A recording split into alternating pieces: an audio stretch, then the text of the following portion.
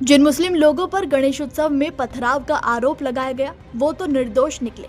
मध्य प्रदेश के भोपाल में विसर्जन जुलूस के दौरान हुई पत्थरबाजी और प्रतिमा खंडित होने का मामला अब बड़े ही उलझन भरे मोड़ पर आकर खड़ा हो गया है।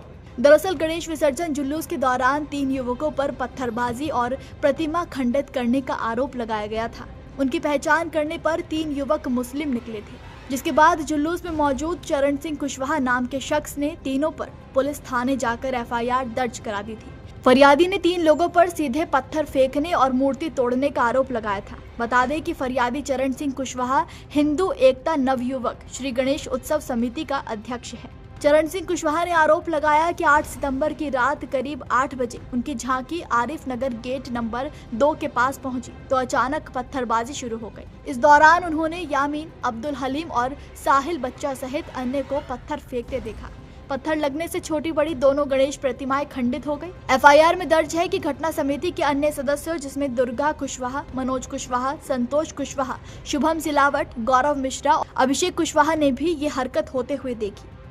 आज जिस प्रकार से हमारे गणेश विसर्जन में आरिफ नगर में जो घटना घटी है, पथराव किया गया, हमारी प्रतिमा खंडित की गई, शासन चेत ले, ध्यान रखे, अगर किसी भी प्रकार से हमारे इस धर्म के खिलाफ कोई कार्य होगा तो पूरे भोपाल की जिम्मेदारी फिर आपकी होगी। क्रियाओं की अगर प्रतिक्रिया प्रारंभ हो गई तो ध्यान रखिए, जब आपको कल पूरे प्रदेश में कई जगह ये घटना घटी है पथराव की, तो आपने वहां जिम्मेदारी से क्यों नहीं अपनी जिम्मेदारी निभाई? पहले आरपीएफ इत्यादि क्यों नहीं लगाई? हमारी प्रतिमा के विसर्जन को पूरी जिम्मेदारी से, पूरी तत्परता से सुरक्षा क्यों नहीं प्रदान करी? आरोपी के तौर पर अब्दुल अमीन का नाम सामने आया। 8 अगस्त 2025 में फरियादी ने हलीम के खिलाफ गौतम नगर थाने में केस दर्ज कराया। वहीं पुलिस जांच और सीसीटीवी फुटेज कुछ और ही कहानी कह रहे हैं।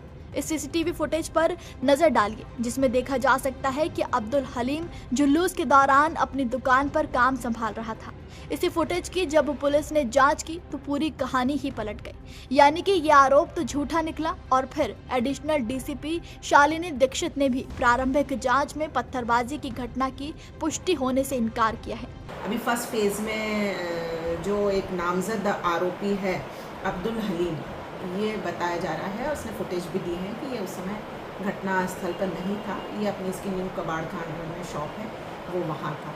बाकी भी सारे पहलुओं पर इन्वेस्टिगेशन किया जा रहा है, जैसे फैक्ट्स आएंगे वैसे कार्रवाई की जाएगी। और फिर जब पुलिस ने इस मामले की परतें खोलनी शुरू की तो मामला कुछ और ही निकला।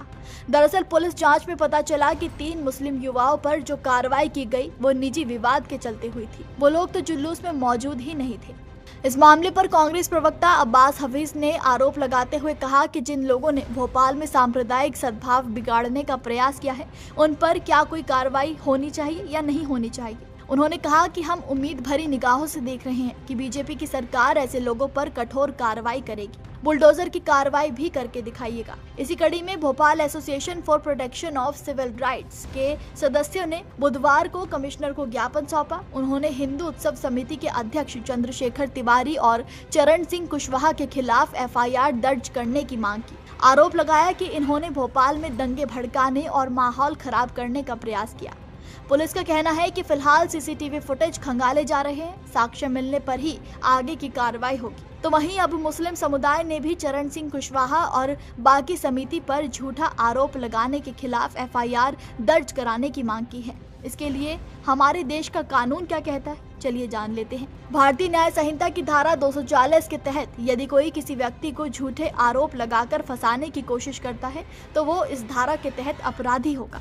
इस धारा के तहत उसे 2 साल तक के कारावास, जुर्माने या फिर दोनों से दंडित किया जाएगा। इस धारा का उद्देश्य अपराध की जांच को बाधित करने वाली झूठी जानकारी को रोकना है।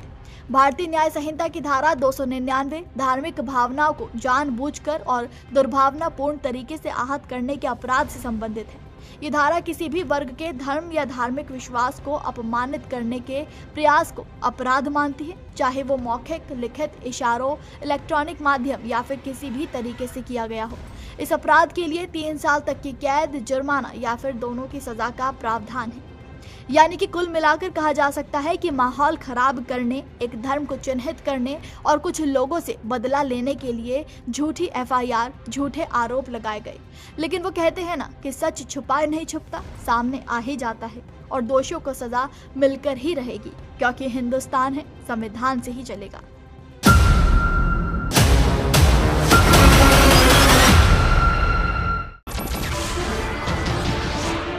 नमस्कार, मैं हूं मानक गुप्ता। अगर आपको हमारा ये वीडियो पसंद आया हो तो इसे लाइक और शेयर जरूर करें और हाँ, हमें सब्सक्राइब और फॉलो करना ना भूलें ताकि आप देश और दुनिया की कोई खबर मिस ना करें। तो जुड़े रहिए हमारे साथ और देखते रहिए News 24।